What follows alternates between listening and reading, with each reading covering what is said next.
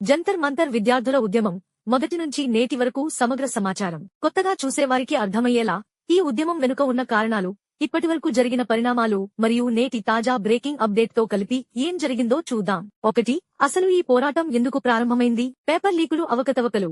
దేశవ్యాప్తంగా neat, NET, CBSE, CBSE మరియు ఇతర ప్రధాన పోటీ పరీక్షల్లో వరుసగా జరుగుతున్న పేపర్ లీకులు, అవకతవకలు లక్షలాది మంది విద్యార్థుల కష్టాన్ని, భవిష్యత్తును ప్రశ్నార్థకం చేశాయి. న్యాయం కోసం రోడ్డెక్కిన విద్యార్థులు, విద్యా వ్యవస్థలో జరుగుతున్న ఈ మోసాన్ని అరికట్టాలని, బాధ్యులపై కఠిన చర్యలు తీసుకోవాలని డిమాండ్ చేస్తూ విద్యార్థులు ఢిల్లీలోని జంతర్ మంతర్ వద్ద పెద్ద ఎత్తున ఆందోళనకు దిగారు. 2. కాక్రోచ్ జనతా పార్టీ, సీజేపీ మరియు విద్యార్థుల పాత్ర, నాయకత్వం.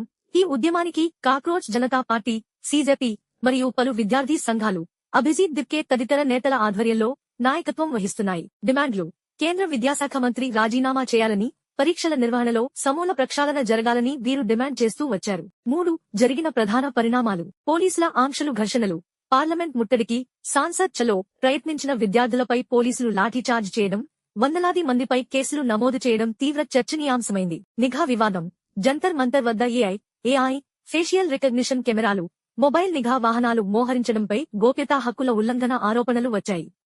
సోనం వాంగ్చుక్ వంటి ప్రముఖులు కూడా ఈ ఉద్యమానికి మద్దతు తెలిపారు. 4. నేటి తాజా బ్రేకింగ్ అప్డేట్: విద్యాశాఖ మంత్రి రాజీనామా. జంతర్ మంతర్ వద్ద విద్యార్థుల ఆందోళనలు ఉధృతం కావడం, దేశవ్యాప్తంగా ఒత్తిడి పెరగడంతో కేంద్ర విద్యాశాఖ మంత్రి ధర్మేంద్ర ప్రధాన్ తన పదవికి రాజీనామా చేశారు.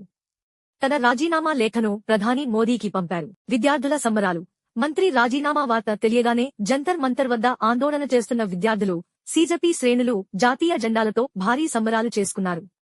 ఇది తమ తొలి విజయమని ప్రకటించారు. ముగియని పోరాటం: మంత్రి రాజీనామా చేసినప్పటికీ పరీక్షల వ్యవస్థలో శాశ్వత సంస్కరణలు వచ్చే వరకు, విద్యార్థులపై పెట్టిన అక్రమ కేసులు ఎత్తివేసే వరకు తమ పోరాటం ఆగదని విద్యార్థి సంఘాలు స్పష్టం చేస్తున్నాయి.